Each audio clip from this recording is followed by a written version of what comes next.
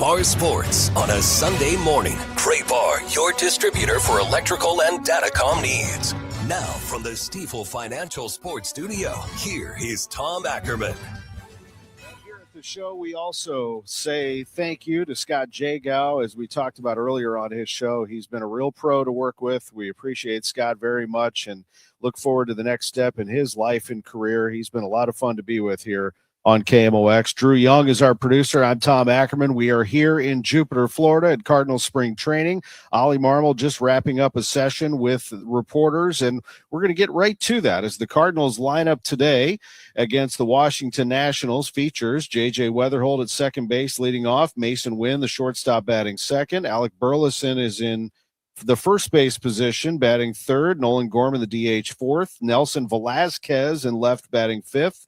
Jose Fermin at third base, batting sixth. Nathan Church is in right field, batting seventh. Jordan Walker getting a few days to work in their hitting lab, and then they're going to get him back into some games. Ollie will expand on that here in just a bit. Pedro Pajes is the catcher, batting eighth, and Victor Scott, the second, is the center fielder, batting ninth. Richard Fitz makes the start today, with Matthew Liberatore, the previously scheduled starter, working on the backfields in a minor league game. He'll throw, as Ollie will tell you here in a second, 6 innings with Fitz throwing 5, and they'll get a look at some relievers. Here is Ollie Marmol just moments ago. You guys want updates on some of the guys that haven't been in the lineup?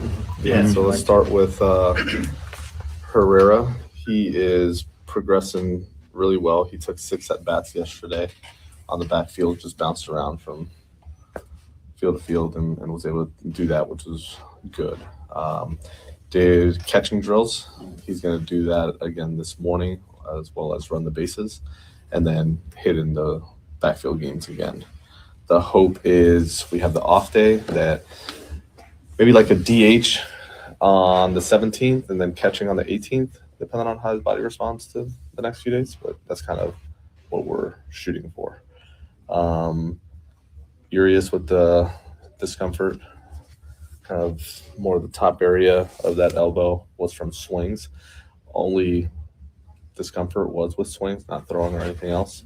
So we're progressing him back into games. Our hope is it's similar to Herrera, like by the 18th, he's back in games, but he's hitting and doing everything right now. Yeah. Anything new on Newport? I mean, that's going to be a progression that takes him through having to do his run progression sprint. I mean, so nothing meaningful to update there just yet. You got a week left to go. Will he stay here? I'm not sure what the plan is there just yet. Okay. As far as if he's going to continue to do his stuff here or Go to St. Louis. in St. Louis. Okay. I didn't know if a part of his recovery is tech, his equipment, so I didn't know if there's Correct. Yeah. And you got Libby going back there and Fitz in the stadium. Yeah, Libby has 6 on backfield. Fitz has 5 in the stadium. So, And what have you seen from Fitz so far? It's been good. Advertised? Yeah, everything coming out of hand really well. His utilization of both fastballs is going to be important. But as far as what's coming out of the hand and how he feels, we're in a really, really good spot. Yeah. The plan for Fitz to do all 5 in the game, I just asked because I saw there was like 5 relievers that were on the docket. I don't know if Fitz might. In the game. Yeah. Yeah. And then we'll figure out the relievers based on having the backfields as well. How do you choose who goes where on that? From the relievers? No, from the starters. From the starters? Yeah. Wanted to see Fitz in the stadium. Okay. Yeah, I just get to choose. Okay. That's good. Same thing on when you come back from the off day, right? You're going to have a similar situation because May and McGreevy. Yes. Not sure what I decided with Dusty on that one just yet. Okay. Yeah. I know we made a decision, but can't remember. Is everything okay with Dustin May? I only asked because yesterday he was slated to pitch Tuesday. It was in the notes yesterday. So I was just That's incorrect. okay.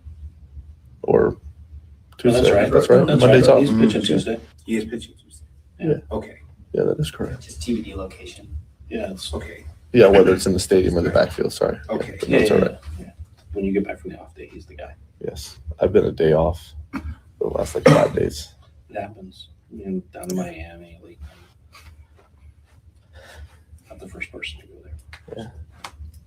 Jordan is what Jordan Walker doing? Is he doing backfield stuff? Backfield stuff, mainly in the lab for the last 3 days. His first day back in the lineup will be when we get back from this off day.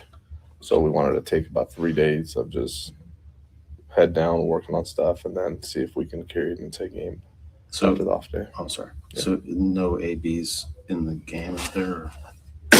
Mainly our focus has been his work in the cage. Gotcha. Can you elaborate on the idea there? Yeah, take the 3 days of not trying to practice something and put it in the game immediately, but allow it time to really dive deep into where we're at and what truly needs to happen. Give him that little bit of a break to be able to just focus on that and not having to carry it into the game, in hopes that we can just the attention be there, and then give him a date of when he's back in the lineup to try to implement it. So him and Brownie and BA and that entire group and Casey felt pretty adamant about it, so we accommodated it. What's next for Dobbins? Dobbins threw his 5 yesterday and looked really, really good. He will start on the IL for the season, and we'll continue the progression. His next time out, he gets to field his position off the mound. But that's the way we're looking to open up. Can you say the same thing about Lars at this point? Just the nature of the calendar. I've had a conversation as to being able to publicly say the Dobbins one. Okay. All right, so there you have it. So Hunter Dobbins is going to start on the IL, but he wasn't ready to make that official with Lars Nootbaar just yet. I think really the important stuff there, again, this is just moments ago here in Jupiter, is the plan for Jordan Walker, that they are pulling Walker out of games and having him work in the hitting lab for the next few days. They're having a full off day. Everybody is off tomorrow. They will go dark here and then get back at it on Tuesday. And at that point, Walker is expected to be back in games. So today, no at-bats on the backfields or in the stadium. He is working with, and you mentioned, he mentioned Brandon Allen, Brant Brown. The Cardinals hitting coaches were adamant that this was the right thing for Jordan Walker to get back to working, and not in the middle of a game, but working in the cages, in the hitting lab, on what he is seeing, what his swing looks like before they get him back there. We'll get some reaction from Bernie Miklasz coming up next, and we'll also discuss the Cardinals at length with Bernie. This is Sports on a Sunday Morning, coming to you from Jupiter, Florida. Cardinal spring training from our Stiefel Sports Studio, and we'll be right back. Oh, could this vintage store be any cuter? Right? And the best part, they accept Discover. Accept Discover? In a little place like this? I don't think so, Jennifer. Oh, yeah, huh? Discover's accepted where I like to shop. Come on, baby, get with the times. Right. So we shouldn't get the parachute pants? These are making a comeback. I think. Discover is accepted at 99% of places that take credit cards nationwide. Based on the February 2025 Nielsen report. Hey, Joy. Oh, you are glowing. Oh, hey, more like Mira joyed that Miralax helped me go. I was so backed up. Tried mega coffees, prune juice, everything. Then Miralax. And hello, gentle relief without the harsh side effects. Ooh, how does it work? It works naturally with the water in your body for constipation relief. Find Miralax today at your local retailer. Use as directed for occasional constipation. You can feel the Clydesdales circling the field. Hear the stands come alive. Smell the hot dogs, the popcorn, and cold beer in the air. See the crowd rise as the first pitch hits the glove. And just like that, a new season begins. The countdown is on until opening day, and tickets start at just $49. Don't miss St. Louis's favorite holiday. Get your tickets at cardinals.com/opening day. Cardinals single-game tickets are now on sale for the 2026 season. The schedule delivers big-time matchups, including weekend series against the Cubs and Dodgers, and visits from the Boston Red Sox. Add in a promotions calendar stacked with fan favorites like all-new giveaways, a Hawaiian short and shirt set, golf-inspired hat, dark mode jersey, and a whole lot more. It's Busch Stadium at its best all season long. Lock in your seats today at Cardinals.com. There's nothing like hearing your friends and family clearly. A grandchild's laugh, conversation with a friend, or the punchline to a joke. Charlie Brennan here with Dr. Colleen Bosler from the Audiology Center. Dr. Bosler and her team understand that hearing is personal. That's why you'll always work with certified audiologists like Adam Voss, Bailey Campbell, and Dr. Colleen Bosler. That's right, Charlie. We offer hearing aids from all major manufacturers, so our recommendations are based on what fits you best. With us, we follow best practice fitting methods to ensure your hearing aids are programmed precisely for your unique hearing needs. But our care doesn't end when you walk out the door. As we know, hearing aids require continued support, adjustments, and maintenance, and we offer these services at no extra cost to you. Because better hearing isn't just about devices, it's about reconnecting to the moments that matter most. Call us today at 636-441-7470 or visit us online at theaudiologycenter.stl.com. I'm Debbie Monterey, and I see more clearly thanks to the doctors at Ophthalmology Associates. Make your appointment today at 314-966-5000 or online at youridoc.com. Glover here for my friends at Cantor Injury Law. Cantor is local, and we're here doing the work every day. We're right here in St. Louis, and we're ready to fight for you. CantorInjuryLaw.com or call 314-628-9999. The choice of a lawyer is an important decision and should not be solely based on advertisements. Bernie Miklasz on KMOX is sponsored by Stewart's American Mortgage, home of the Bagel Loan, and by Salika Heating and Cooling, a Daikin comfort dealer. Now, back to the Gray Bar Sports on a Sunday morning on 104.1 KMOX. From the Stifel Financial Sports Studio, here is Tom Ackerman. Welcome back to the show. Lauren says we can't see you. You can see me now, Lauren. I wasn't able to get on camera because I literally raced in here in the middle of Ollie Marmol's press conference to get you the information that you need, that you deserve as Cardinals fans. On this fine program, Sports on a Sunday morning, live from Jupiter, we're joined now by Bernie Miklasz, who joins us from St. Louis. Hello, Bernie. Hey, what's going on, Aki, man? You needed to grab Ollie and just say, heck with this. Come on, come over here and sit down. You don't have to coach. I actually stood up and I said, hey, I said, I have to go do a radio show. He goes, okay, yeah. But he was about wrapped up anyway, but I almost just grabbed him like, come on, dude, let's go. Don't worry about managing. Yeah, who cares? Managing doesn't matter. Yeah, who cares? This is all about KMOX. Always Sports on a Sunday morning. Forget the team for a minute. No, he's been very accommodating down here as always. And as always, Bernie, and he announced that he's coming back to the Gas House Gang. He loves the direct questions. He loves to talk both on and off the record, quite honestly, about the club, because I think he wants people to be informed. I sense, before we get into the newsy stuff here, just an Ollie thing here, is that I sense a refreshed Ollie Marmol, and I also sense somebody who really wants and feels the freedom right now to have collaboration with his team. For example, he wants everybody involved and associated with the club to be together. So there's an area where you can grab some food and drink. He wants people to see each other, know each other. He wants transparency, honestly. He wants conversations taking place because he wants the fans to understand this team better from a human standpoint.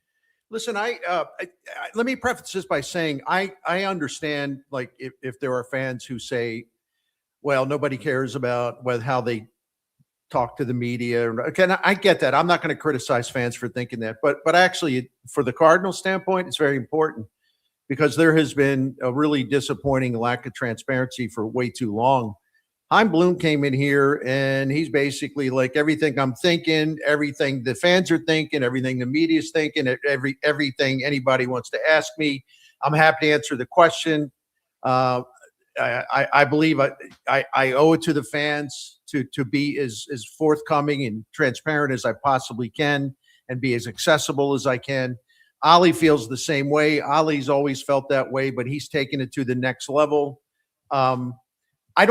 I really doubt that any time, and I'm talking about even when the Cardinals were great, I don't think that there's ever been a time where they have been more open and accessible and transparent in terms of dealing with the public, which includes the media. I agree. Tony was very good.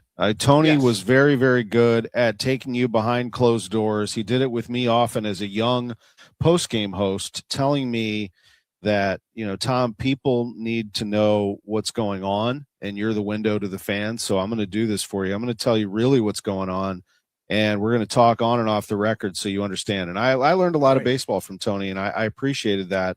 But even Tony, there was just in general, the old school, there was a line between kind of, what you needed to know, et cetera. And he was really good with this. I don't want to say that's not, but I feel like we're getting maybe a little more of a peek behind the curtain than ever before, and collaboration. And it's our job to get that to the fans ASAP. And Chaim, who you're going to hear from at 11:30, is always that way with us. So it's really good. Let me tell you, Bernie, let me have you react just to some news that we just learned a few moments ago. I think the biggest one of all, and I mentioned Hunter Dobbins is going on the IL. They're not ready to officially put Lars Nootbaar on the IL just yet or announce that until the more conversations, but that Jordan Walker is going to work in a hitting lab. I noted that he was not in the lineup again today, and nor is he going to take at bats in the minor league game on the backfields. He's going to work, and this was a hitting coach question. They thought that this was really important for him. So Ollie and staff are going to accommodate that. He's going to be working in the cages for the next few days, Bernie. Well, I'm not surprised, and I actually commend everybody involved, including Jordan Walker, for realizing that something is drastically wrong, and this is not going. Spring has not gone even remotely close to what Jordan Walker and the Cardinals were hoping for. It's been the exact opposite. But there's two ways to deal with this. You can pretend everything's fine. Like Jordan Walker was doing it the other day, and I'm not being critical. I'm just statement of fact.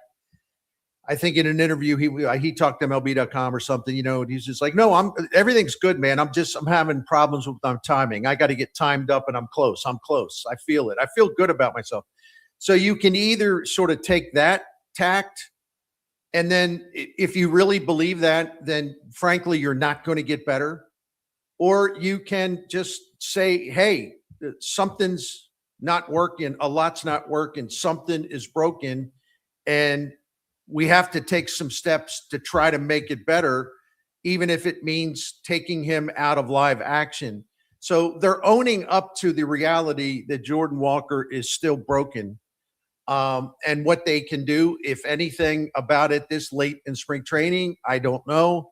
But I at least like the fact that they are squaring up to reality rather than kind of like happy talk their way through it. You know what I mean? Yeah, absolutely. I watched him the other day at the plate.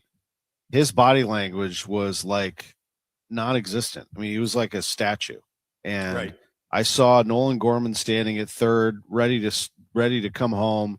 I mean, I'm taking the biggest rip I possibly can just to show everybody and the pitcher that I'm Jordan Walker, man. I'm 6'6", 260 pounds. I'm 23 years old. I'm a big time athlete, and I'm going to hammer this ball over the wall. Just like presenting that. Maybe that's just not in his personality, but that was my observation. And, that's one thing, the approach at the plate. The other is, what do you do not chasing this pitch and not chasing that pitch?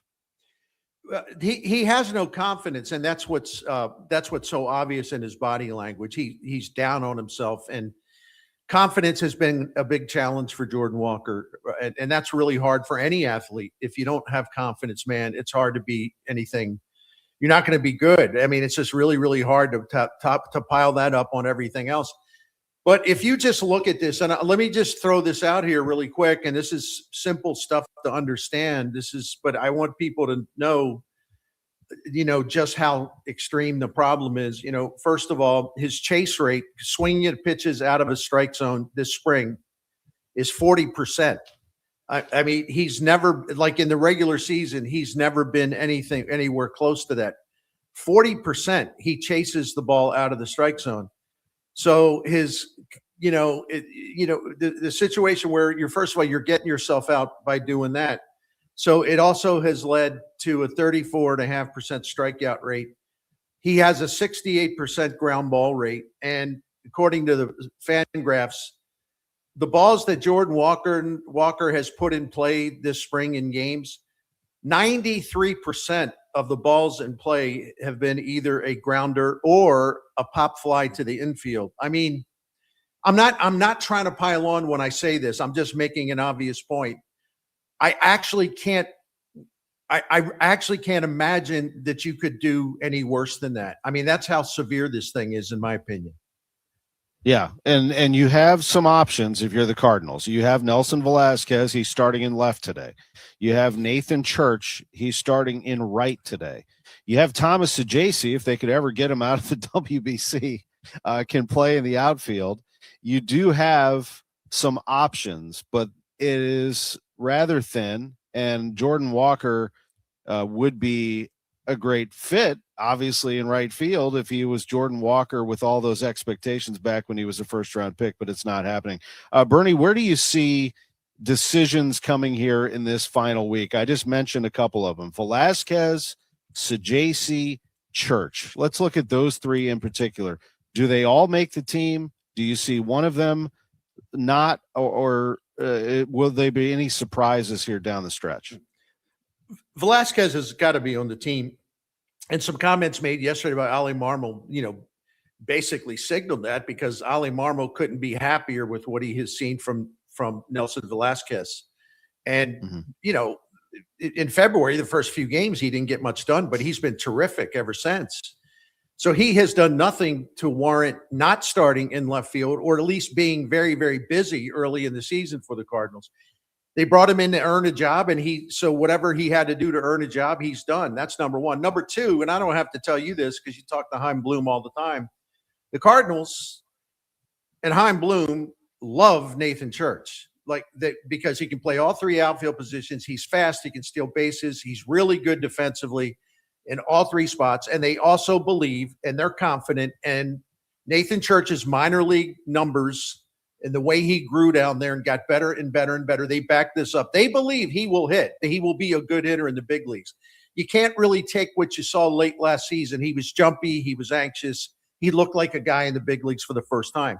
So Nathan Church is safe and secure. He may even, as you alluded to, he may even be in the starting lineup come opening day. I think with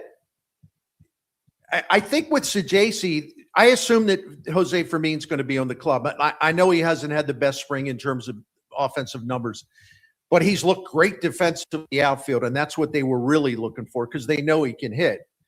I think the question with Sajaci is he missed so much time because of the World Baseball Classic. And listen, I'm not dogging him for doing that. But the fact is, he's had, 7 at-bats for the Cardinals this spring? And it just hasn't been enough time to maybe get completely ready for the regular season. And he hasn't played all that much for Italy either. So I wouldn't be surprised at all I wouldn't be surprised if he opens the season at AAA Memphis, not because they're down on him, but they want him to be able to play every day and get those at-bats that he's missed the last 2 or 3 weeks. You see what I'm saying? What do you think about that? 100%. Absolutely. That's what I think is going to happen. I have to see Sajaci. I haven't even seen him. Right. I've been here for a week. I haven't seen him once because he's with the WBC. Italy wins again. So, he's still with them, and that is what it is. I mean, DS Bill says just promote Baez. That's not happening. They're going to they want Baez to play in AAA. He's not going to play every day here. He's awesome. Don't get me wrong. Yeah. I'm glad you said that. If somebody asked me the most positive things about camp, I think the pitching has been just impressive top to bottom. Baez was the star of camp. Velasquez was kind of the unexpected pleasant surprise. Gorman's maturity and dramatically improved plate discipline has been a positive. But, I have to say one of the things that is troublesome to me, and I think that's when you were talking about what do you think is going to happen, this and that, I think the fact that Ivan Herrera has not really been visible. I know he's been working behind the scenes, but he hasn't really been able to catch because of the knee inflammation. He hasn't been able to get a lot of at-bats, although I agree with what Ali Marmol says. Herrera could be out for 2 months, and his first game back, he'll go 3 for 4 with a home run and a double. But I wonder whether it'll make sense to have him open the season on the IL if this thing doesn't improve here in the next 10 days or so. So I'm curious as to what they'll do with him. They may ride it out with him, but I would be surprised if he's going to be able to do any real catching early in the schedule. But I don't mean to be like pessimistic. It's just pragmatic. He just hasn't had a chance to get behind the plate very much at all. Yeah. I think they're going to try it this coming week and see. I did see Herrera going into the clubhouse today. I said, "Hey, big fella, how you doing?" And he said, "I'm doing much better." He said he's feeling good. So we'll see if he can take some rips. And if not, today's lineup could very well be your opening day lineup. Weatherholt, Wynn, Burleson, Gorman at DH, Velasquez in left, Fermin at third, Church in right, Pajes behind the plate, Scott in center. I could absolutely see that on March 26th. I could too. And I tell you what, you know me, man, I'm always keeping an open mind on things. When it comes to Victor Scott, we all have been talking about, boy, he needs to hit more, he needs to do this. He really just has got to ratchet up his offense. He's got so much game defensively and as a base stealer, and the way he runs the bases. He also works incredibly hard, takes a lot of pride in what he does. But I really like it when I say things and that there's information out there that basically tells me I was incorrect about something. And let me explain to you. So in other words, I have no problem admitting I got that wrong. I've been very pessimistic about Victor Scott because he has in the majors up until now had very slow bat speed, and that's really hard to overcome. But to his credit, with all the work he's done, that has changed. His bat speed has actually increased in a really impressive way.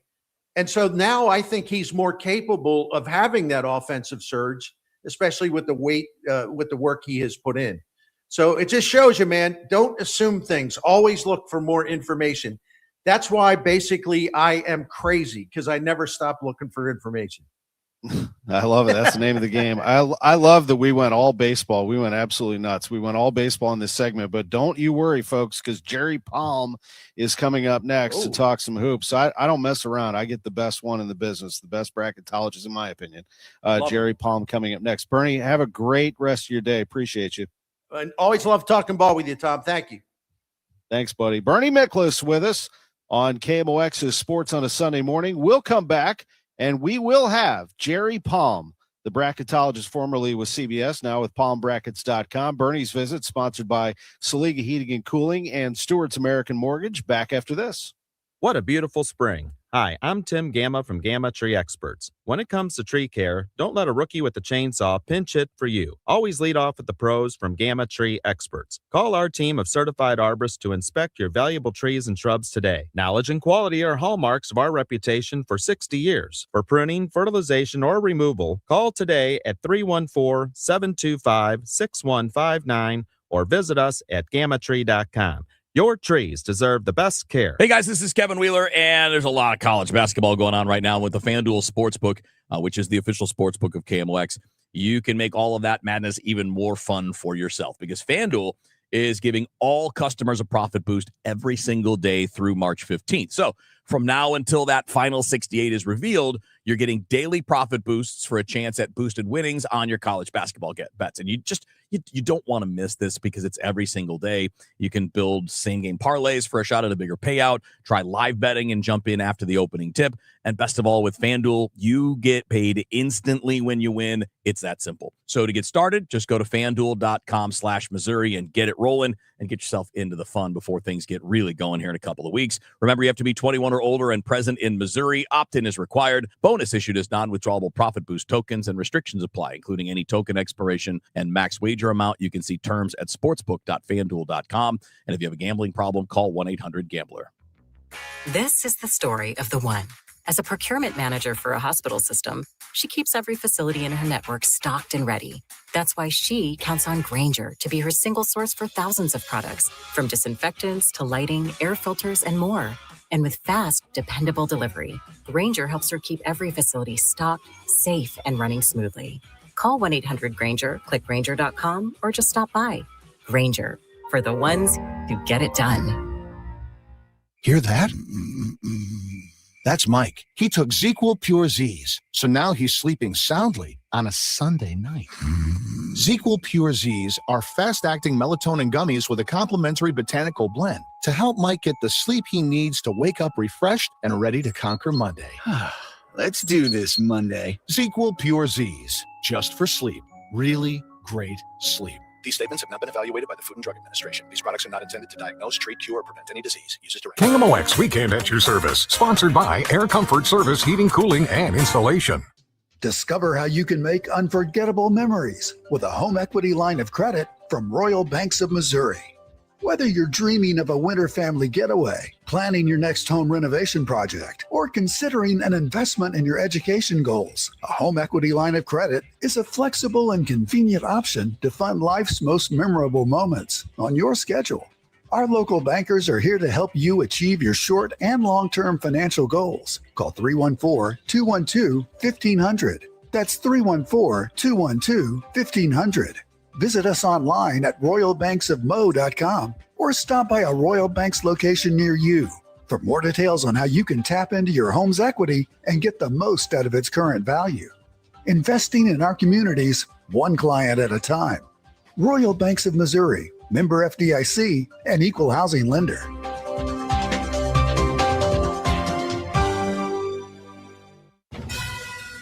Now, back to the Gray Bar Sports on a Sunday morning on 104.1 KMOX. From the Stifel Financial Sports Studio, here is Tom Ackerman. All right, we're getting after it here in Jupiter, Florida. Ollie Marmol, Cardinals manager. You heard from him right out of the gate. Bernie Miklasz joined us last segment. Now we get to talk some college basketball with my friend Jerry Palm, palmbrackets.com, formerly with CBS. In my opinion, the best in the business, and that's why we have him every Selection Sunday. What's up, Jerry? Hey, how's it going? Going great. All right, let's get right to it because I spot SLU, Illinois, and Mizzou all in your bracket, and I want to start with SLU, and then I'm going to get to the really juicy stuff about St. Louis and hosting. Let's start with SLU. I see them as a 10. I thought that might be what you do there. A 7-10 game against St. Mary's in Oklahoma City. Probably the right spot for them after losing to Dayton, Jerry. Yeah, I think there's a non-zero chance that they get left out, but I just think this field is it's not a great resume, but we have a lot of not so great resumes, and there certainly isn't among the worst, but there are years where they would have had a more nervous Selection Sunday than I think they're going to have. All right, so Missouri fans are a little nervous here. They want to make sure this team is in. I think 10 SEC wins gets you in, and you agree. But with a caveat, you have them in the first 4 against SMU. Winner goes to St. Louis with a possibility of a second-round game against Illinois. That is pretty amazing. I never look ahead in the bracket, so I didn't even see that. You could possibly have the Illinois Mizzou game in St. Louis. Yeah, round 2. Well, now I'm rooting for that. Mizzou's got a strange profile because their net is pretty bad. 58. I mean, it's not the kind of thing where they'd automatically let you out. Their wins above bubble, which is more important to being selected, is 41, and that's a bit on the outer range of what that is, but. Florida, Vanderbilt, at Kentucky, they've got a lot of nice wins. Really, I mean, the loss that stands out as a bit of an eyesore is Notre Dame because that's just not a good team. At Ole Miss, at LSU, those are conference teams. But at Notre Dame is the one that if they actually did get left out is the one that they'd probably regret the most. Yeah, I think beating Florida really helped them kind of get back on the radar early in the conference season for sure. You would have them playing Tennessee if they get by SMU, and then Illinois against Wright State in the first round, and Bragging Rights Part 2 in the second round of the NCAA tournament would be awesome. While we're talking St. Louis, Iowa State, I am tempted to have them go all the way. I think they're tremendous. You have them in St. Louis against Tennessee State, UCLA, and Santa Clara in the other one, Jerry. Yeah, Iowa State is excellent. I mean, I was watching when they tore up Purdue in the second half back in December, or maybe even November, and that was a really impressive performance. I've watched them several times this year. They're a good defensive team. They can score, and the kind of things that you expect from a team that's going to be seeded at that level. And that's a team that's good enough. I don't know about get to the Final Four because I think so much of the one seeds. That looks like a wall that's going to be really difficult to penetrate. But if somebody can, Iowa State would be on the list of teams that could do it. Yeah, in your Midwest region, you have Michigan as the one. If it was anybody else, I might take Iowa State. But boy, Michigan looks like the best team in the country right now. But we'll see. Yeah. Also in the Midwest, Duke, right? Yeah, right. Duke, who wins the ACC, and Michigan playing Purdue today for the Big Ten tournament title. Also in that Midwest, you have Miami of Ohio getting in still, even with the one MAC tournament loss, as a first four team, and 11, they'd have to beat Texas to get to play Louisville. A tough couple of games there, but I think that's fair. I mean, they're in, but they're going to have to show everybody that they can beat a big team. Yeah, and of course they didn't get to do it in the regular season. Their best win was Akron or Wright State. Take your pick. It's the worst schedule by far, but like by more than 100 spots in strength of schedule ranking of any at-large team ever. The predictive metrics they're in the 80s and 90s. There are so many massive negatives on Miami's resume that any other year, and maybe except last year, they wouldn't get the time of day. They just wouldn't. And now that wins above bubble is on the resume, and it's a metric that the committee likes to favor in terms of selections.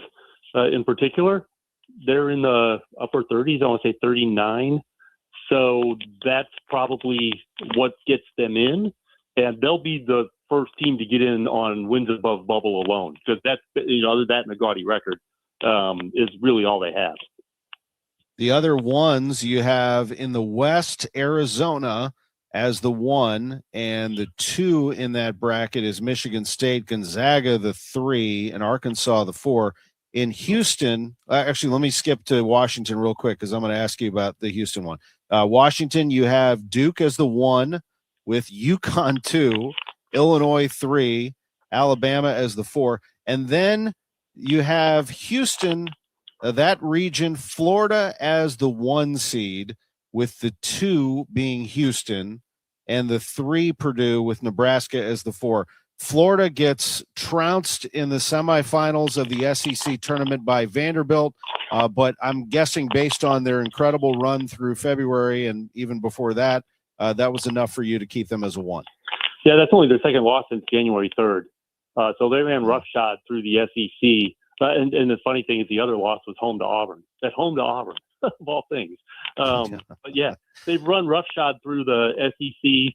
And obviously that's a really good league. So, when you're running roughshod through it, you're picking up a lot of quality wins. And they would have been in some doubt for that fourth number 1 had Houston or UConn won. But those were the 2 teams closest to them in my bracket, and they both lost. So there wasn't another team up there good enough to knock them off that line. Anything else in here, Jerry, of note, maybe something that you sort of wrestled with? Or I think right now at this point, isn't the bracket pretty much set and by the committee, and then they just sort of tweak it today? Yes. So there's 5 conference championship games that they have to account for one way or another. And they have created alternate brackets for potential outcomes. I think if Purdue were to win today, they'd have a chance to move up to a 2. Michigan's still going to be a 1. They've been that dominant that they don't have to worry about what Michigan does. They're going to be a 1 seed in the Midwest region. The nice thing about these 4 number 1s, they're geographically different. So everybody's got a home region. It doesn't matter what order they're in; they're still going to get their home region. But Yeah, so that's the kind of thing that they have to account for. They have to account for the A-10 result in particular because, is VCU an at-large team if they lose, or who else gets knocked out? Those are the kinds of things they have. They have like however many brackets they need to account for all of the possible results today in terms of the 5 games that are being played. All right, well, we'll see what happens. We appreciate this very much. Again, if you want to look at this projected bracket that we just talked about, it was updated a little while ago, earlier this morning by Jerry Palm, palmbrackets.com, palmbrackets.com. College basketball coverage by Jerry Palm. We always appreciate you, my friend. All right, thanks. Thank you so much. Jerry Palm joining us on KMOX on a busy day, Selection Sunday. We'll take a break. Nobody told the Blues that their season was over. They suddenly have gone on a tear. I guess nobody told them also that they could get a very, very high draft pick because they are ripping off wins left and right. Andy Strickland will talk some hockey with us next from Jupiter, Florida. I'm Tom Ackerman. You're listening to Sports on a Sunday morning on KMOX from the Stifel Sports Studio. Attention. Have you racked up $10,000 or more in credit card debt? Are you barely getting by making minimum payments? With credit card debt reaching all-time highs, National Debt Relief is notifying consumers about significant debt relief options currently being made available to help those with overwhelming credit card debt.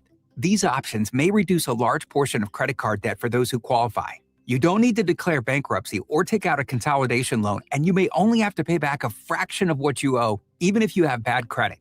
National Debt Relief has already reduced the credit card debt for more than 550,000 consumers. So don't wait. If you owe $10,000, $20,000, or even $100,000 in credit card debt, you can now take advantage of this financial debt relief as the cost of living continues to skyrocket. To check what debt reduction you may qualify for, call 800-894-7722. That's 800-894-7722. Again, 800-894-7722. St. Louis's unofficial holiday is almost here. It's Cardinals opening day, Thursday, March 26th. And KMOX's Cakes and Eggs, presented by Budweiser, is back. This year with a new twist. You don't need a ticket to enjoy KMOX's live broadcast at Cardinals Nation inside Ballpark Village, featuring Cardinals alumni, front office personnel, special guests, and so much more. First come, first served. Doors open at 9 a.m. Celebrate opening day with Dirt Cheap Budweiser and Rally House. More info at KMOX.com/events. Conservative outsider Jeannie Evans for U.S. Senate. Evans is a proven fighter and the only candidate for U.S. Senate with guts and know-how to get the job done. As an attorney, she took on China and corporate criminals. Jeannie Evans won billions for working families. As senator, Evans will fight and win for you. She'll work to cut taxes and lower the cost of living. Evans believes that keeping Illinois safe will take more than just wishful thinking. It takes courage, and Jeannie Evans has the record to prove it. Evans will always be tough on crime. She'll hold China accountable for trafficking fentanyl and stealing our personal data. Jeannie Evans puts America first. A proven fighter. Conservative outsider Jeannie Evans for U.S. Senate.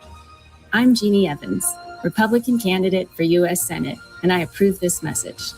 Paid for by Jeannie for Illinois. Hi, I'm Jim Brennan with McKelvey Homes. The American dream is owning your own home, especially a brand new McKelvey home. This will be your last chance to take advantage of the tremendous savings of the 6 remaining market-ready homes or our luxurious Madison display at Summerlin and O'Fallon. Also get special 4.99% fixed 30-year financing. Talk to Stephen Bonfani on how you can qualify for this great offer. Visit McKelveyHomes.com. It's time to move up to McKelvey. My car smells fresh, so fresh, always so fresh every day. My car smells fresh, so fresh, like I cleaned it yesterday. Got the Febreze car on the vents, living life with that just clean freshness. Febreze car, if you know, you know. Up to 40 days a cent on low. My car smells fresh, so fresh, always so fresh every day. My car smells fresh, so fresh, like I cleaned it yesterday. That's right, breathe happy Febreze, la la la la la.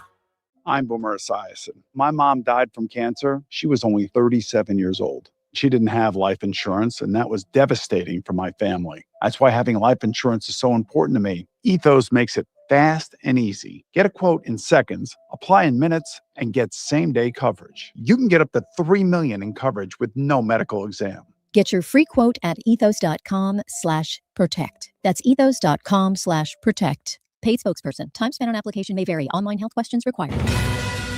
Now, back to the Gray Bar Sports on a Sunday morning on 104.1 KMOX.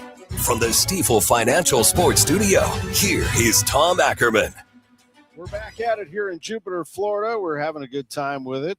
Drew texts in, I've seen Gorman and Walker. I'm ready to see Crooks, Ledbetter, Church, and Baez. You're not alone, Drew. I think Church is going to make this team. The other three will get a little seasoning before they make it up. If you want to text in, you can do it at 314-436-7900. Drew Young, our producer, will get those. You can also comment on our fine streaming platforms of X and Facebook and YouTube. And joining us right now is Andy Strickland. He has been doing Blues coverage for as long as I can remember, almost as long as I've been at KMOX.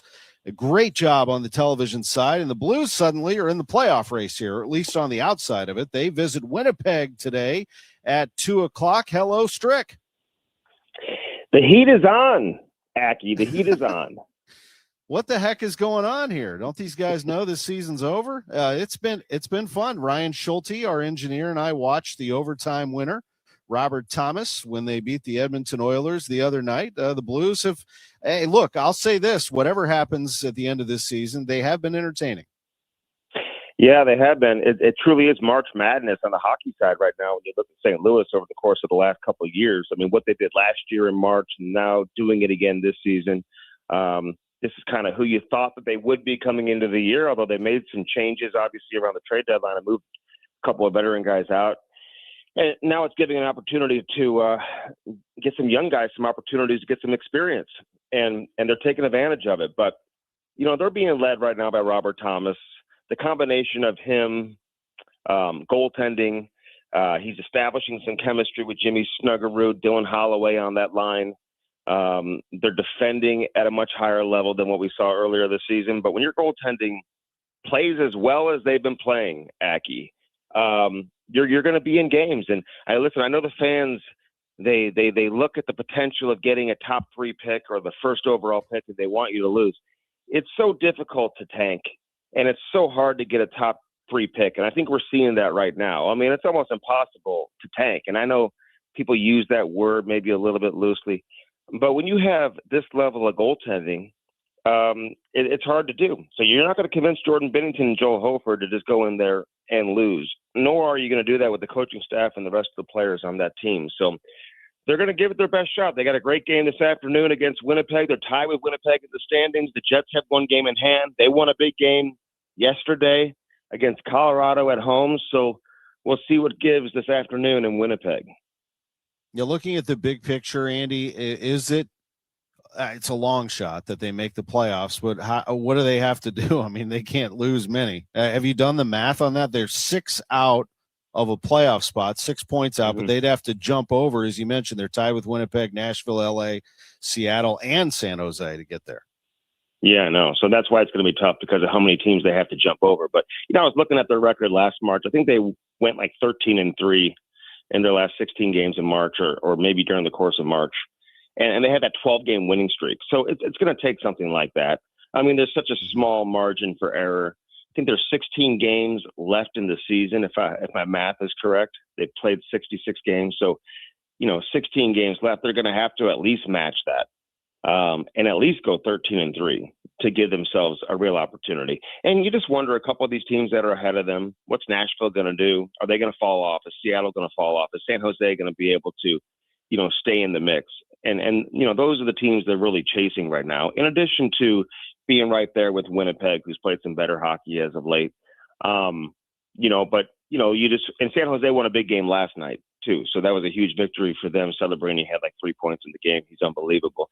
So I just think you have to focus on what's in front of you and try to find a way to put up as many points as possible. And the reality is this specific road trip they're on right now, and they've won like 5 consecutive games on the road. So their road record's been much better as of late. And that's what's really allowed them to climb back into it and be where they're at right now.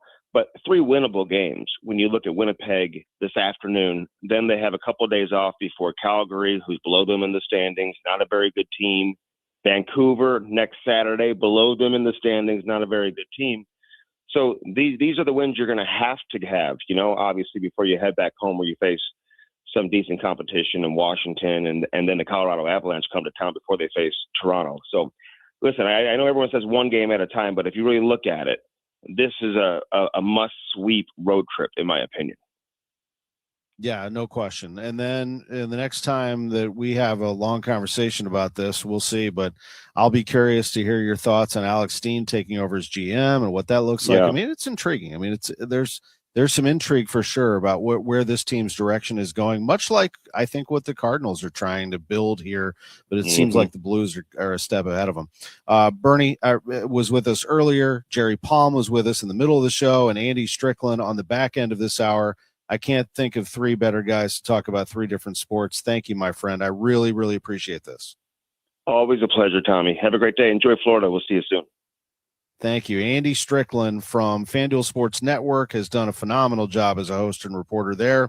We're going to take a break. When we come back, Joe Roderick from the World Baseball Classic, Dan Reardon on the Players' Championship, and Chaim Bloom, the Cardinals president of baseball operations, all in the 11 o'clock hour on KMOX.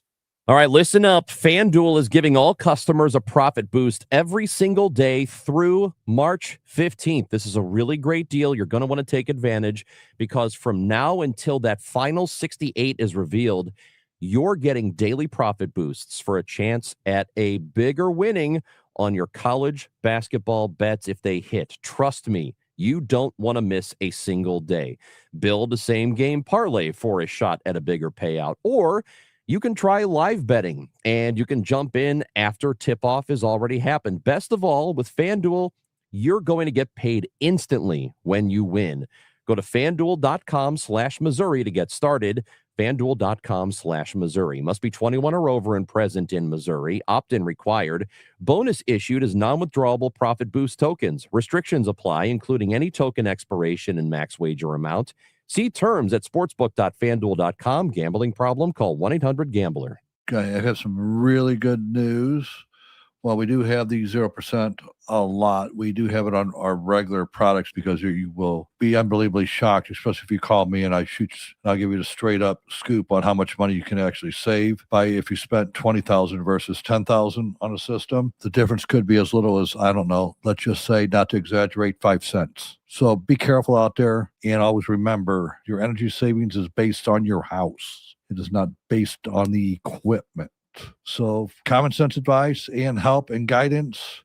Again, call me, Bart Inman, one easy number, Missouri and Illinois. The easiest, 314-293-2600. Again, one easy number, Missouri and Illinois, 314-293-2600. Or on the internet, that is BartInman.com. That is Bart with a B, Inman with an I.com. God bless. Straight Talk Wireless presents Pickup Truck Wisdom. The smartest way to spend your money is not to. Straight Talk offers free 5G phones for new and existing customers on Verizon's 5G network. So the refund money I don't spend on that free phone is the refund money I get to keep for my family. Smart. Find us at straighttalk.com and Walmart. Straight Talk Wireless. Straightforward. Always. Taxes and fees apply. Plan purchase required for free phone offers. Copyright 2026 Verizon. If you own a small business, the pressure never lets up. Something's always coming at you. That's why business owners turn to LendSeek for funding. I don't need promises. I need options. LendSeek's AI platform showed me real funding choices. Now I can cover payroll, handle taxes, and go after growth opportunities without the daily stress. Up to $5 million with funding in as fast as 24 hours. No upfront costs. No prepayment penalties. Start ready, stay ready. LendSeek.com. LendSeek.com. The trusted voice of St. Louis. KMOX AM St. Louis. KMOX FM Hazelwood. Always live on the free Odyssey app. For original reporting, Peter King, 3 weeks into the Iranian war, Energy Secretary Chris Wright tells ABC's This Week that the U.S. attacks were and are justified. For 47 years, Iran has threatened the Straits of Hormuz, has attacked its neighbors, has killed U.S. soldiers. Just imagine in Iran that's nuclear armed with a massive weapons arsenal to surround those nuclear weapons. This is why President Trump needed to act now. The president has said Tehran wants a deal to end the war, but Iranian's foreign minister Abbas Araghchi says that's not true. There's no reason to talk with the U.S. about it since the U.S. attacked first. Appearing on CBS's Face the Nation, Araghchi claims Iran's counterattacks have been only aimed at U.S. interests. We are only targeting American assets, American installations, American military bases. Everything belongs to Americans. But Iranian missiles have been fired at many of its Arab neighbors and at Israel. Reem Grafat lives in the village of Zarzir. That's about 60 miles northeast of Tel Aviv. Something fell from the heaven, from the sky, and then the strike hit the ground. Every building and every home, even the safe room was shaking. Italy says an Iranian drone destroyed a drone hangar at a Kuwaiti airbase that's hosting U.S. and Italian forces, but nobody was hurt. William Shakespeare once wrote, "Beware the Ides of March for the betrayal of Julius Caesar." For people in the upper Midwest, the betrayal today comes from Mother Nature with a long stretch of blizzard warnings. National Weather Service meteorologist Mark Chenard. Wide swath of like 1 to 2 feet looks likely, maybe from eastern South Dakota, mostly though Minnesota into Wisconsin and northern Michigan, generally in that 1 to 2 foot range. Some areas could get towards 3 feet. Most likely for that will be in the upper peninsula of Michigan. Many places have had their St. Patrick's Day parades this weekend. A parade in Louisville, Kentucky has turned tragic. It's WLKY TV's Norman Seawright. A woman's been killed in the St. Patrick's Day parade in the Highlands. She was walking in the parade when she fell and got caught under a float she was walking next to. She was then taken to U of L Hospital, where she died. The fixture of a legendary rock band has died. CBS's Jerika Duncan. Guitarist Phil Campbell was a member of Motorhead for more than 3 decades. Campbell's family says he died after surgery following a, quote, courageous battle. Phil Campbell was 64 years old. There are 2 categories for March Madness announcements tonight. The Academy Awards being handed out in Hollywood, and the announcement of selections for the NCAA Division I men's basketball tournament, which starts Tuesday with 4 play-in games. This is CBS News. What is going on? What's going on here? How is this possible? Great storytelling starts here. Oh, come on. Why? It's time for 60 Minutes. At 11:03, it is mostly cloudy, a little bit of sun, and 67. That is our high today. Temperature's only going to go down. I'm Scott Jagow, and our top story is the cold front coming in tonight. It's going to be preceded by strong to severe storms. AccuWeather meteorologist Carl Erickson expects the system to start moving in after 1 o'clock this afternoon. No, and we're rapidly entering into the prime severe weather season, not only for much of Missouri, but a lot of the Midwest, Ohio Valley, and into the plains at this time of the year and right through April and May, some of the more active time periods. And again, because you do have that transition of the seasons, you have more of that wind energy, but also you're starting to get more of that warm Gulf moisture streaming northward too to help fuel those storms. So all those ingredients come together to allow for this to be a very active time of the year. Are we supposed to get some snow with this too, late night? That's right. Believe it or not, as warm as it's going to be, also with that threat for severe weather, we're going to have still, as we mentioned, winter hanging on, temperatures plummeting. So we're going to go well up into the 60s where those storms arrive.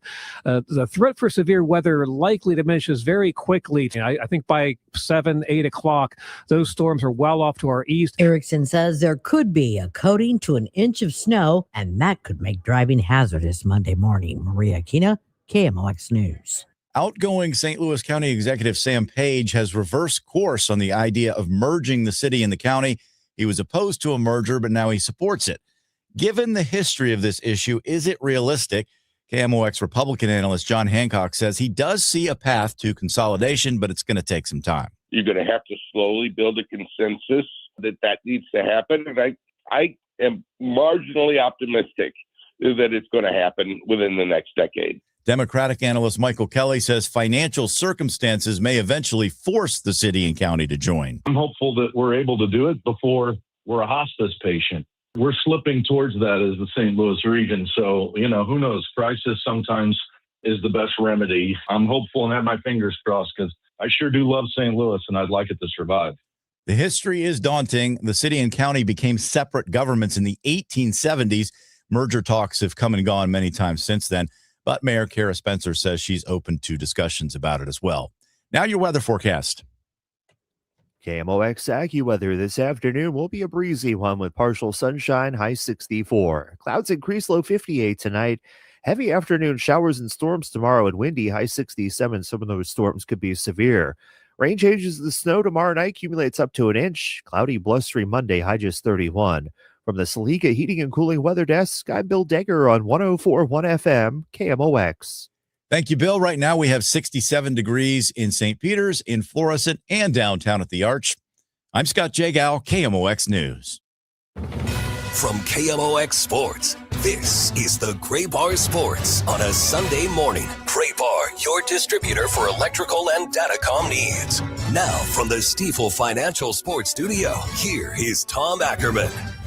Welcome back to Jupiter, Florida. We are here for another hour before we take you to Cardinal baseball at 12:05 for the first pitch from Richard Fitz. Just a little bit of a switch today as they go back to Fitz as the starter, and Matthew Liberatore is going to pitch on the backfields in a minor league game. He'll get 6 innings while Fitz will get 5, and then they have a collection of relievers that they want to see. They wanted to see Fitz in the stadium and see some relievers. Pouchard, Romero, Stanek, Blewett are among those. Jordan Walker getting some work in the cages, the hitting lab, if you will, working on some tech and trying to get his swing back with the instruction that they have here, the plethora of technology that they have here to work with him. They would rather do that than get him in games, according to the hitting instructors and Ollie Marmol, so that's what they're going to do.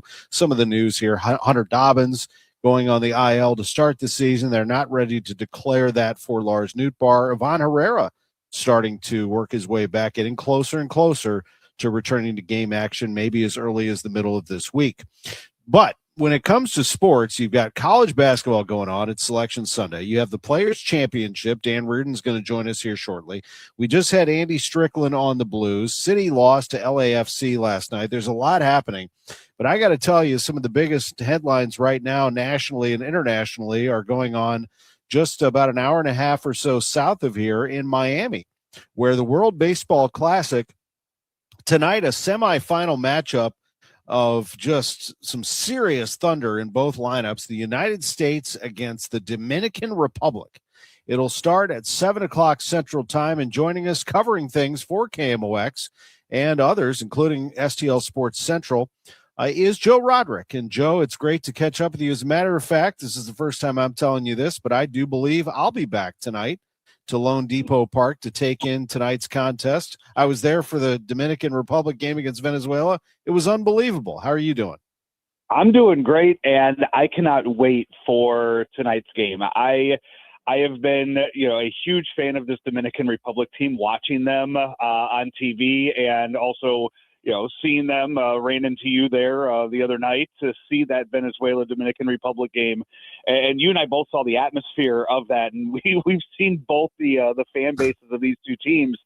And going into tonight, I can't think of a better pitcher to watch face this Dominican Republic team than Paul Skeens. You have the best pitcher in the world taking on one of the most dangerous lineups ever assembled in the history of baseball in this Dominican Republic team.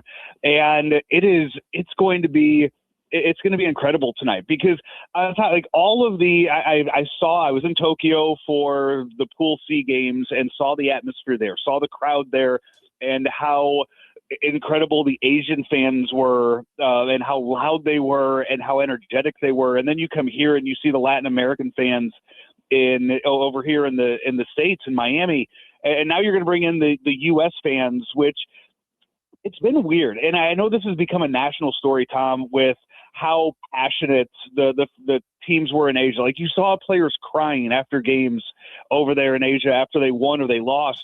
You see the players, you see the reactions to these home runs and these big plays here between Venezuela, Dominican, the Puerto Rican team down in Houston. And then you see the American team, and it's like, oh, okay, I'm done pitching. I'm going to go back to my team now. I don't really want to stick around anymore for this. Like, it's like the American team is bored with it or not taking it as seriously as all these other teams. So I'm really looking forward to seeing it firsthand in this environment tonight. Yeah, they'll be in for a rude awakening tonight if they take this game not seriously. The Dominican Republic lineup is unbelievable, as you just mentioned, and Albert Pujols is one of the masters at figuring out pitchers, and I wonder how he'll have his team approach Paul Skeens tonight, if he makes him work out there so that he has a shorter stint in terms of innings, and then they just destroy the bullpen. Whatever the case may be, you got to be careful with every single hitter in this DR lineup. I guess you have to be careful with Italy, too. What the heck is going on there? I mean, how is this team doing what it's doing? Joe, they're 5-0 in the WBC.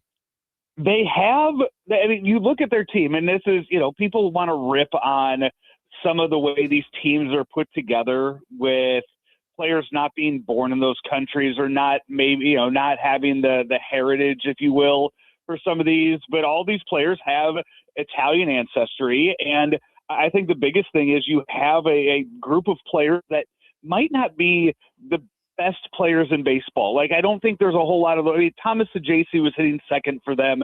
He's going to be fighting for a starting position with his major league team. You have other guys on that team that are solidified in their team's lineup, but they're not the best of the best. They might not be MLB all-stars, but they are out there. They're hungry. And I think, too, and I've been saying this since the beginning, if you look at some of these teams' coaching staffs and see some of the legends that they have on their coaching staffs, I think that helps a lot too. And you look at the Team Italy for what they have. I mean, you have Jorge Posada on their bench, one of the most decorated catchers of all time, along with a bunch of guys that played in the major leagues for a long time, who are able to motivate these guys and able to get them ready for these games. And that was one of my things too with the Venezuelan team, that the path that they took to get to the semifinals was a tough one, but it's another case of, I think if you look at like their coaching staff and you look at some of the guys they have in that dugout, that makes them a dangerous team in this. Yeah, there's no doubt. Any other, before we go, Joe, observations that you've been wearing that KMOX credential, and we love our collaboration with STL Sports Central here, and I know that people can see a lot of your content on Twitter, but any other observations that jump out at you? I think one that got a lot of play was all of those people that kept coming in and out of the Dominican Republic dugout. I'm wondering what the buzz is about the future of this, and quite honestly, the future of baseball. I think this opens your eyes as to what an international game this is, that it has expanded worldwide. I think you see these teams, these players that have this pride for their country that are making this into a big deal for them. And I think that was a big thing with Dominican Republic. Dominican Republic didn't even make it to the quarterfinals 3 years ago. They got knocked out in pool play. And I think for a lot of those guys, they went out and they're like, okay, we're going to take this seriously. And I have a feeling that's going to happen with Japan. Japan had their worst showing. Japan had never been eliminated before the semifinals until last night. And I think if you look at Japan's head coach or manager, stepped down immediately after the game. Like he was one and done with that. And I think if you look at a lot of the Japanese players that aren't here, you look at the pitching staff, Ohtani didn't pitch. They didn't have Roki Sasaki. They didn't have Imanaga. Like a lot of their pitchers weren't available in this. And I think like Japan's going to be a team that's going to come back whenever this tournament returns again, and they're going to take it more seriously. And I hope the same thing happens for the U.S. And I do think that you see that out of teams like Venezuela and Dominican Republic, who are taking this. Rodriguez came out and said the other day he'd rather win the World Baseball Classic than a World Series. So you get that in other countries. You're getting that from other countries that are taking this more seriously than they might be for their major league teams. And I hope the U.S. has that same approach, if not tonight and Tuesday, but in the future when they build the team again for the next run. Yeah, it's a real thing. I mean, Ollie was there on Wednesday. I forgot to ask him. I had to duck out of his press conference to get on the air here, but I wanted to ask him if he's going again tonight. He said that every out in that Dominican Republic Venezuela game sounded like the last out of a game. That it was that loud. That you could see the passion not only in the fans but in the players themselves, how much they enjoy this, how they play for the fans. And my hope is that Major League Baseball, which there are some environments that get pretty cranked up, but that it's understood in St. Louis too, among Cardinals players, that when you're doing this for them. That's what the fans want. Yep. They want to know that you're doing this for them also. Yes, you're doing it for your family, for your career, but you're also doing it for them. And it creates that bond between player and fan. And I think that's really, really special. Joe, I can't wait for tonight. It does. I'd say I'm about 99% sure that I will be in the seats. I'm talking to a friend of mine who's in town who wants to take me to the game. I really appreciate that. Thank you, Chuck. So if that does indeed happen, I'll see you in the concourse again. I'll be right back where I was on Wednesday. Absolutely, man. I'm looking forward to it. And yeah, I'm excited to see the U.S. team here and see how they compete with that Dominican team, because that Dominican lineup is just, it's so much fun to just look at on paper and then watch them hit 1 through 9. It's dangerous. Thanks for all your stuff, Joe. Appreciate you. Absolutely, Tom. Joe Roderick with us from Miami at the World Baseball Classic, the United States and the Dominican Republic tonight at 7:00. We'll take a break and come back. We will have Dan Reardon. Oh, look at this text from texture. I guess the 207 says, why isn't the great Indiana alum Ackerman touting the great Indiana basketball team? Because it's not a great basketball team, texture. They are not good. They don't belong in the tournament. And if they do get in the tournament, I'll actually be disappointed because the committee will be wrong. They don't belong in it. They're not a legitimate Big Ten team, let alone NCAA tournament team. They need to redo their roster. That's why they hired Ryan Carr from the Pacers to be the executive director. Darren DeVries is a good coach, but he has maybe 2 or 3 Big Ten caliber players on a roster that is short on physicality, height, length, all the things that you need in that league. They do not belong in the NCAA tournament. Also, I will add, we are a football school. You should know that by now. Back in a moment. Sports on a Sunday morning from Jupiter on KMOX. At Graybar, we know your time is money. That's why our services go beyond parts and products. With kitting, pre-assembly, wire carts, and Graybar smart reels that keep you moving. We stage materials and manage logistics so you can spend less time sorting and more time installing. And with locations nationwide, we deliver when and where you need it, working to make your job easier every step of the way. Yep, Graybar does that. 100 years. That's how long Overhead Door Company of St. Louis has been repairing and replacing garage doors. A century of trust in St. Louis. Always look for the iconic red ribbon of Overhead Door Company of St. Louis for same-day repair service and no extra charge for evening or Saturday service. Trust your friends at Overhead Door Company of St. Louis. Schedule online at overheaddoorstlouis.com. That's overheaddoorstlouis.com. Siteman Cancer Center Spotlight. Dr. Jean Wang, a WashU Medicine gastroenterologist at Siteman Cancer Center. Once you're 45 and over, even if you're not having symptoms or even if you don't have a family history, we recommend everyone get screened for colorectal cancer because everyone is at risk. Everyone is at risk, even if you're not having symptoms. This is Colorectal Cancer Awareness Month, and for more information, you can visit siteman.wustl.edu. They say good things come to those who wait, unless you bite into a Hot Pocket right out of the microwave. Waiting to see a financial advisor about retirement could also bring some pain. The pain of watching your money evaporate in a stock market decline. The pain of trying to figure out Social Security and Medicare on your own. Or the pain of writing huge checks to the IRS that you really didn't have to. At the All Financial Group, they believe the more you know, the better decisions they can make. They offer a complimentary retirement assessment. Find out where you are, how you're doing, and if there's a way to improve your retirement outcome.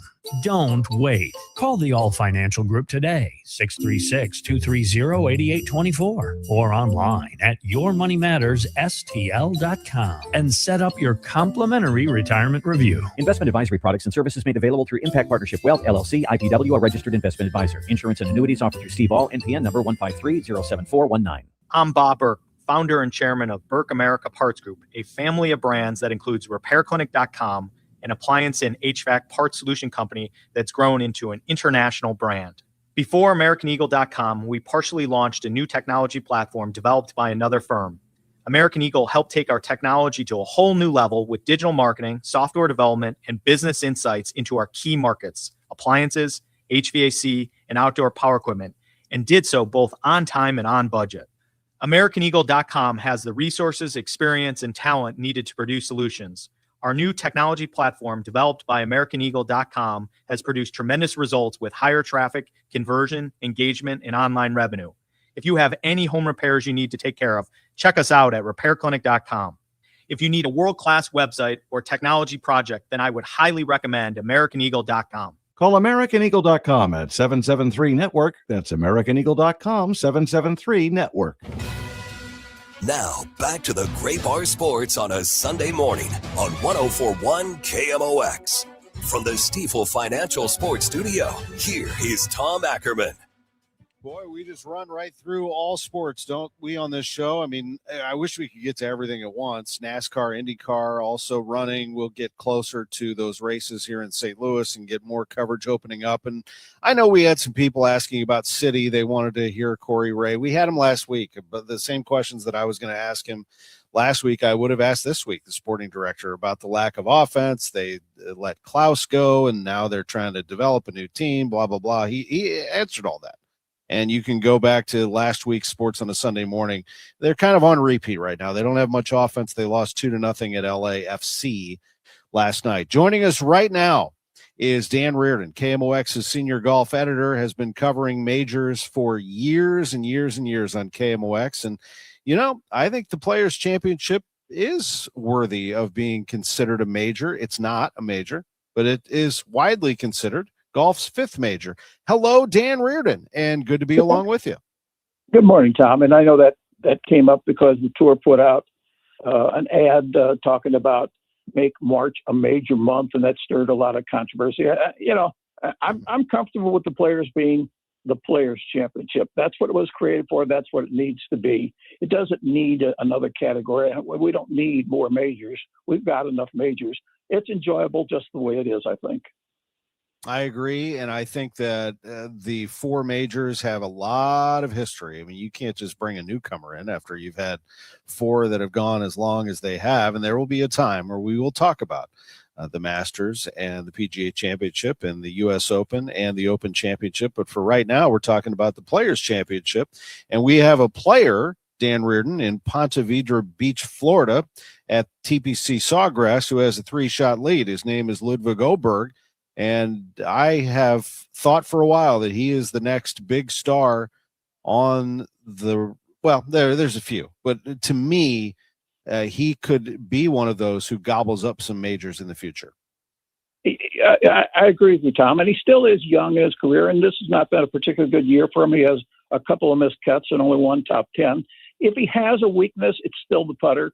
He gives away strokes on the golf course. Yesterday, he had a really good clutch putting round, and hopefully that applies again today. But you mentioned the 3-stroke lead.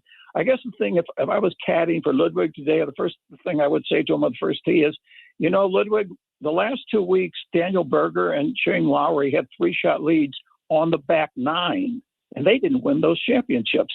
So I think he needs to approach this round like he's tied for the lead, not 3 shots in the lead. And this will be a very dangerous golf course today. It got that way yesterday. The weather has been pretty much the same. There's 10-mile-an-hour winds with a few wind gusts. And I read a player yesterday that said, when you make a mistake at this golf course, you're fighting to make bogey. And that's the danger of this golf course for Ludwig Oberg and the rest of the field as well. But the turnaround is there's always been a good round, at least every day this tournament. So that there's a little danger, but we'll see how he finishes. Yeah, you got a guy that he knows very well, Michael Bjornsson, who's going to be in his playing group. They are neighbors, I do believe, and old college rivals. So he's 3 shots ahead of him, but look who's behind him.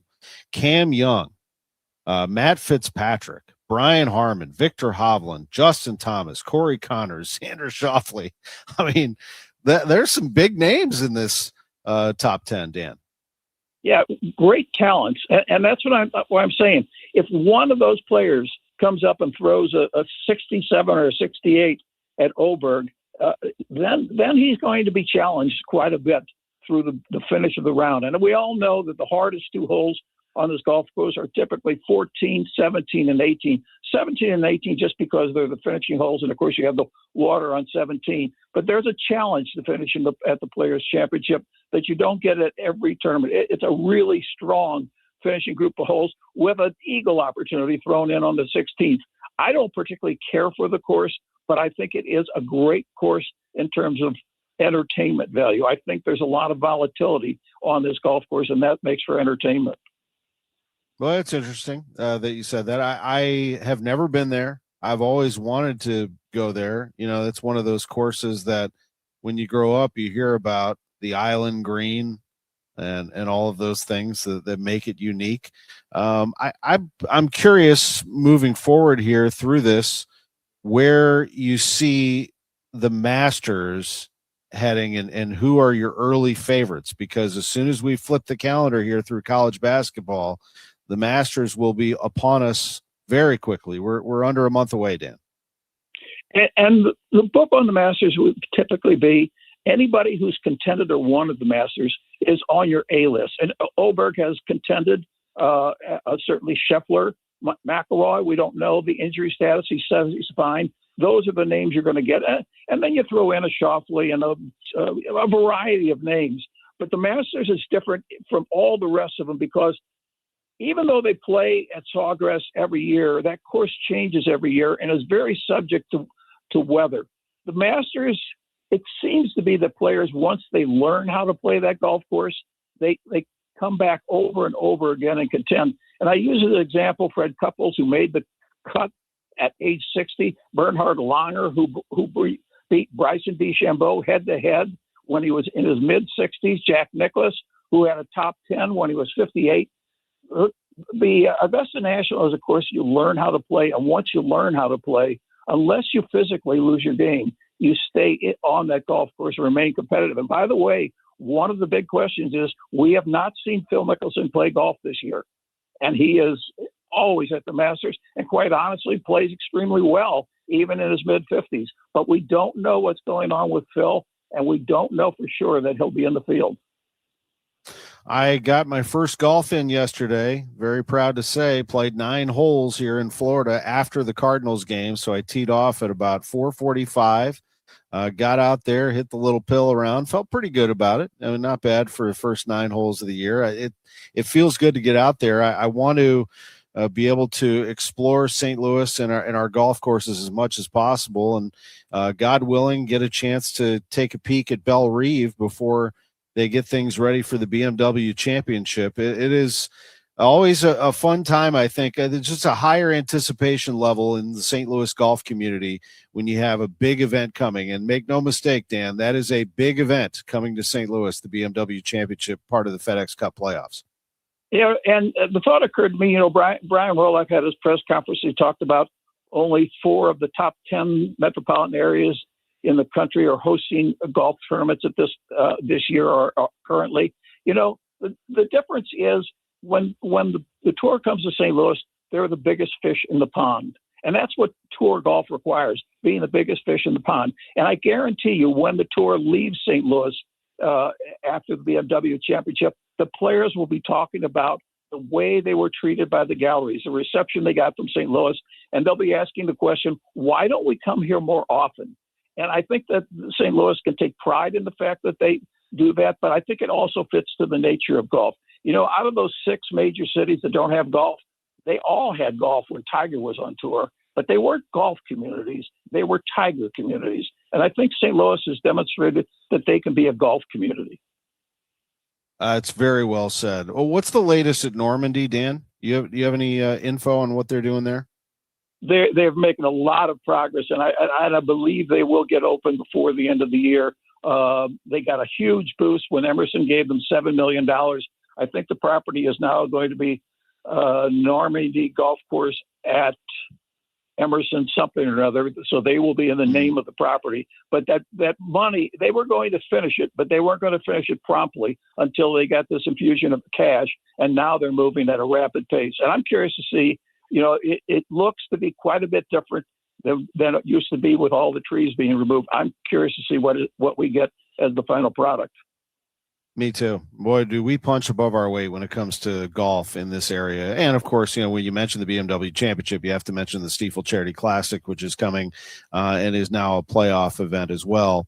We'll get into that as we get a little closer to it. Dan Reardon, love the conversation. Great talking golf with you, my friend. Have a great rest of your day.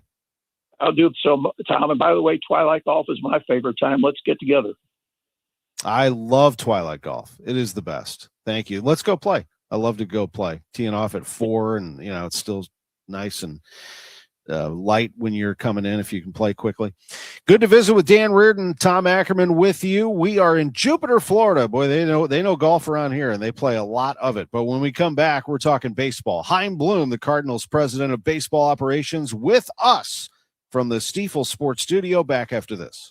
What a beautiful spring. Hi, I'm Tim Gamma from Gamma Tree Experts. When it comes to tree care, don't let a rookie with a chainsaw pinch it for you. Always lead off with the pros from Gamma Tree Experts. Call our team of certified arborists to inspect your valuable trees and shrubs today. Knowledge and quality are hallmarks of our reputation for 60 years. For pruning, fertilization, or removal, call today at 314-725-6159 or visit us at gammatree.com. Your trees deserve the best care. KMOX Weekend at your service. Sponsored by Air Comfort Service Heating, Cooling, and Installation. Larry Older here. One of the most rewarding parts of sharing Relief Factor with you is hearing real stories like that of Sandra.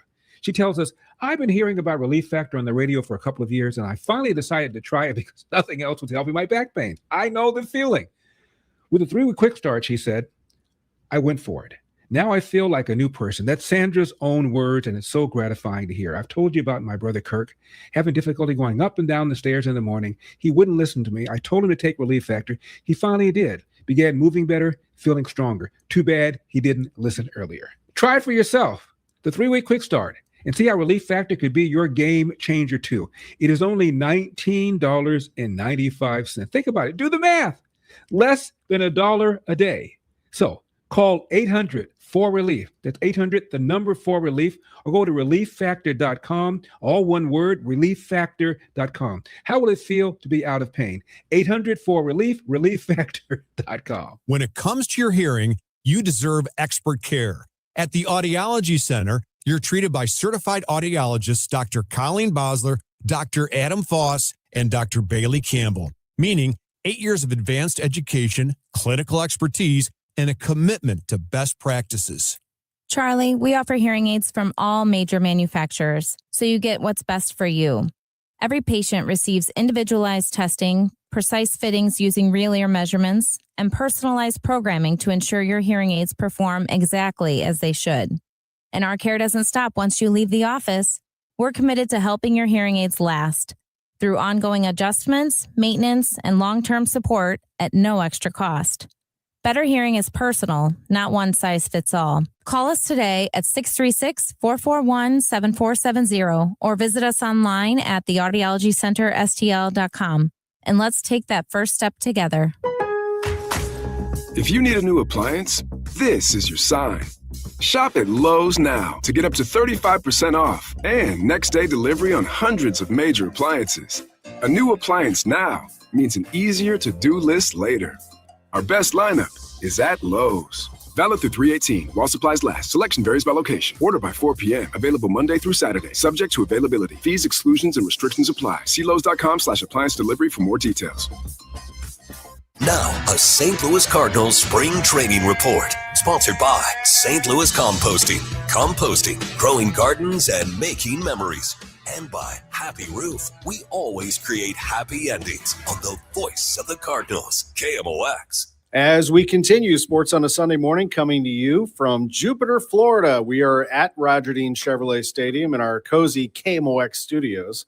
And joining us is the president of baseball operations, Chaim Bloom. Chaim, thank you as always for doing this. Yeah, we're getting used to doing this in person. Yeah, it's very good. Maybe we'll bring you to our downtown studios, the Stiefel Sports Studio, I should say. But at any rate, Chaim, this has been a spring training. How would you define it to this point as we sit here on Sunday with a week to go before you break camp? Yeah, it's been really encouraging. It's been fun. Like we talked about last week. Just fun to be around this group, fun to see them starting to take ownership of this thing and what it can be and what it can grow into. And on the field, there's been a lot of positives, a lot of, and so many positives that at this point in spring, we're counting the days, hoping we can get to the starting gate without anything going sideways on us. But it's been really good, fun to watch a lot of these arms come in, fun to watch, some of our young players, including some guys that aren't in big league camp and that get to make cameos here, do some cool things on the field. So overall, so many positives as we get ready for the season. Let's start with the arms. The starting rotation, I think when a lot of people take a look at it, and again, we haven't seen this team play a big league game in the regular season yet. So far, it looks like an improved group in terms of consistency. Would you agree? We're really happy with what we've seen so far. Like you said, this is spring training. We're still building up. And certainly sometimes you can see things in spring training, good or bad, that don't last into the season. So we got to be mindful of that. But these guys, for the most part, are where you would want them to be at this point. You think about someone like a Dustin May, who you're betting on some rebound to the stuff a year removed from, that fluke accident, really, and surgery that had to cut him open. And his stuff's been in really good order, and he's really leaning into parts of his repertoire that were not as widely used previously and showing the ability to use those. You look at some of the new guys, whether it's Fitz, who we've seen in big league games, Hunter Dobbins, who's been limited to backfield action so far because of, the rehab process with his knee. And both those guys, the arsenals, the stuff they're featuring is where you would want it to be. And the returning guys are all in a pretty good spot, showing the ability to use their stuff, the ability to pitch. So it's good. It's good to have options. It's good to be in a position where we might have some tough decisions to make down the stretch. Is there a chance that you could go with a 6-man rotation? Does the schedule allow for something like that? We always talk about that. Obviously, last year we did kind of a modified 6 where, Mats was bouncing back and forth. We do have more off days this April than we had last year. We get into a long stretch near the end of the month, but we do have more off days earlier in the month. So you also have to be mindful of, you don't necessarily want to have guys pitching on day 7 too much, because that can kind of get them off kilter, and it can put some pressure on the bullpen there when you have that 6th starter. So these are the conversations we're having. I think with the amount of off days we have in April, I don't know that a true 6-man rotation is totally ideal, but also we know that as this thing unfolds, we're going to have to adapt and adjust. And when you get into a long stretch of games like we have at the end of the month, you want to make sure that you're not putting too much on guys too soon and giving them the extra rest that they need. So these are things we're going to work through, and we're just going to, as we have been, as we get closer to it, firm up how we map out the first few weeks. From a bullpen standpoint, closer seems to be between Matt Swanson and maybe whoever else wants to take it. Or you could use a pair of closers, couldn't you? Yeah, that's interesting because, it's not something that I've spent a ton of time to this point talking to Ollie about. And part of that is, I want him to be freed up to use those guys as he and Dusty and the staff see fit over the course of a game. I don't necessarily have a preconceived notion. I think you got to do what fits your personnel the best. I think the big thing, whether you have a traditional closer or you don't, if you're trying to shoehorn people into an approach that might not fit the group that you have, you're probably leaving some wins on the table.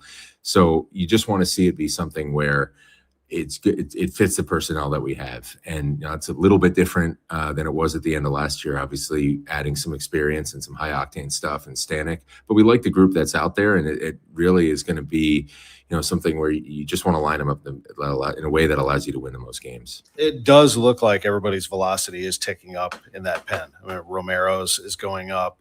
Riley O'Brien issues 4 walks in a game recently, hits a batter, then comes roaring back with a great outing on Friday. That would have been encouraging too. Yeah, all this stuff. You talk about velocity in March, it makes me a little nervous, but you'd still rather see it than not see it, as long as guys are getting to it, not by overthrowing, but just by real clean mechanics and just by leveraging their bodies and moving in the way that they need to in order to generate that top end stuff.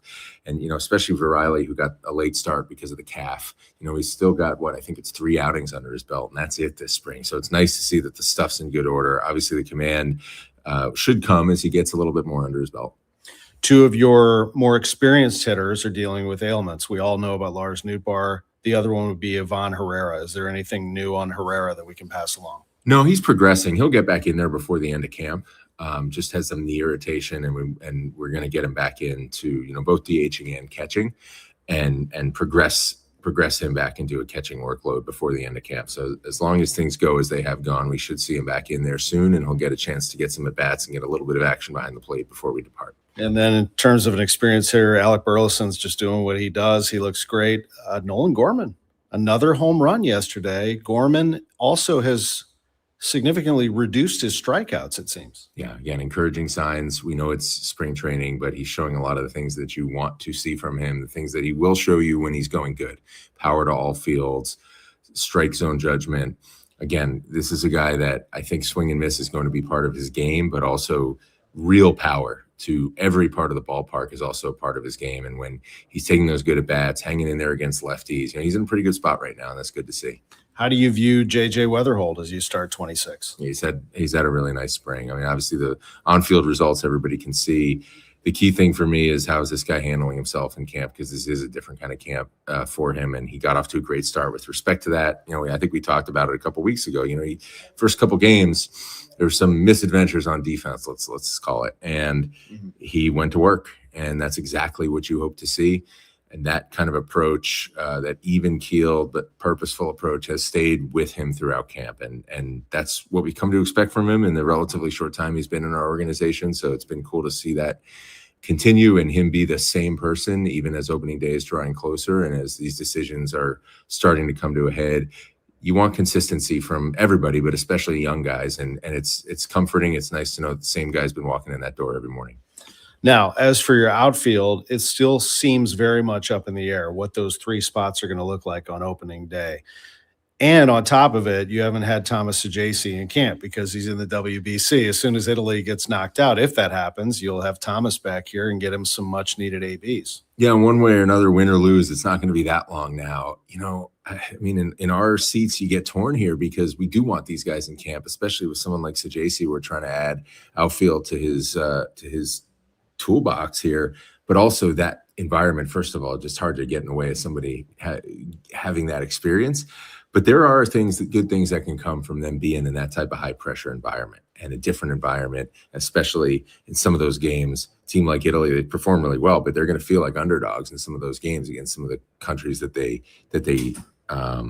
face. So there are positives that come out of it. All that being said, we would love to have him back in camp with us so we can continue his progression and continue that outfield work, and also make sure he's sharp in the infield as well. The other right-handed bat that's intriguing is Nelson Velazquez. Now, if you were to add him, then you have to make another move because he's not on the 40-man. Yeah, and these are things that we do have to factor in, knowing it is a marathon and there's going to be opportunity throughout the year. But we brought him in here for a reason, and he has really looked good, and he has opened everybody's eyes. We did know there was upside to the bat. He's still young for a minor league free agent, and for him to come in here and show the way he has been great. He hasn't really been tested on defense, but he's looked good with the opportunities that he's had. He's looked like an athlete. And so really only good things to say about how he's gone about his work and obviously results. And it's nice to see that. That's what you hope you get when you carve out an opportunity for somebody like this, is that they have really, they have a really good spring and they give you a tough decision at the end of camp. We all know the story of Jordan Walker. We've been watching it since the day he was drafted, the day that he was made this team. I can still see it. He's standing outside the bus in West Palm Beach talking about making the club.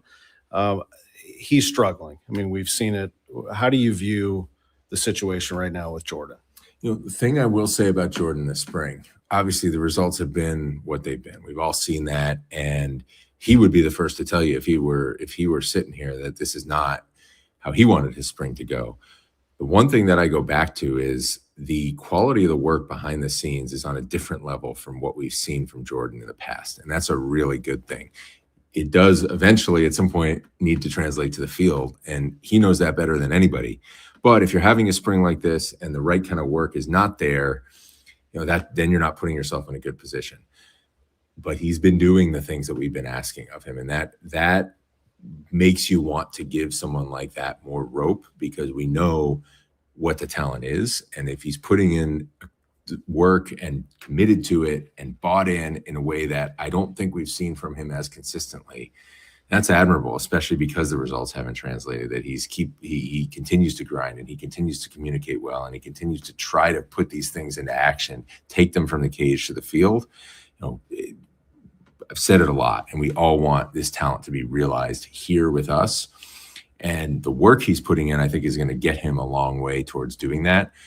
Just hasn't shown up on the field yet. And that's obviously not what we wanted to see. But the one thing, like I said, he is putting in the work, and it's been good work and a higher level of work than I think we've seen from him in the past. We obviously have seen, I mentioned Velasquez, we've seen Nathan Church, we've seen Jose Fermin, I mentioned Sajasi. There are other possibilities out there in the outfield as this thing sort of comes to a conclusion as to where everybody will be. It's still, we're sitting here on Sunday. There's another week of camp, so we'll talk about that when we have to. Last thing, though, is as we get closer to opening day, and we're not too far away, how do you envision connecting with your fan base and getting people to the ballpark? Opening day is what it is. It's a phenomenal ceremony. Then beyond that, what do you see fans? What would you want? What is your hope for the Cardinals and their fans to come back together?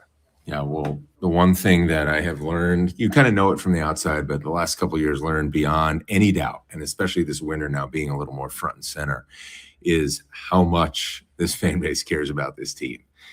And I think, frankly, the reason that hasn't been reflected in terms of attendance in recent years is they're not happy with where we are. Well, neither are we, but the care is still there. So it's on us to match that with intensity of our own so that fans feel how much we are doing to get this thing back where it belongs. I think on the field, I think hopefully, and this is a fan base, again, that always rallies around young players, homegrown players, and we're going to have those guys on the field every night. And we're going to have players that are going to be able to show you some interesting things, and there's going to be the upside of them doing interesting things on a daily basis. Beyond that, I want our whole organization, whether you're watching us play, whether you're trying to figure out what we're doing behind the scenes in the front office, I want our whole organization to demonstrate that level of getting after it. We talk a lot about style of play. We talked about it internally. We talk about it externally.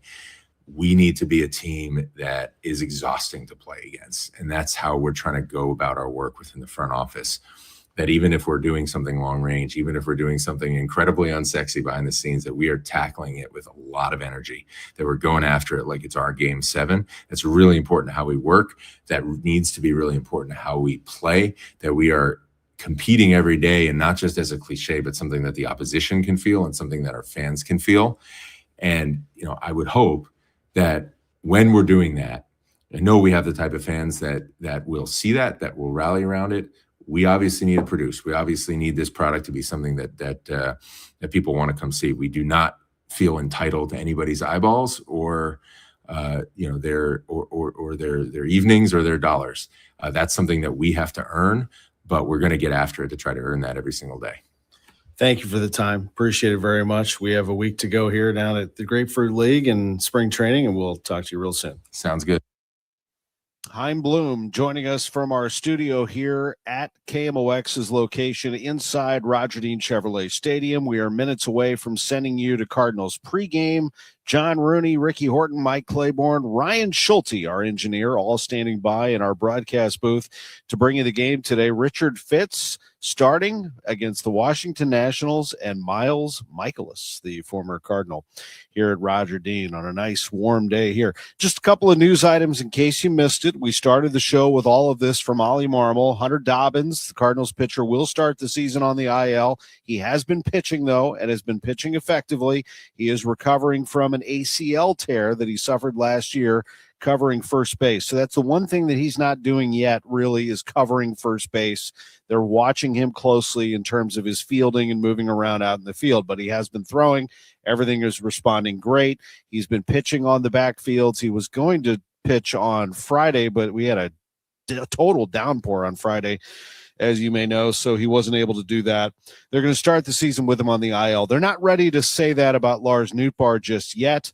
We do expect some announcements coming from the Cardinals here over the course of this week. Ivan Herrera should be back with the team and in the lineup at some point this week as he's improving every single day. Jordan Walker is struggling at the plate. Talk to Chaim about that right there.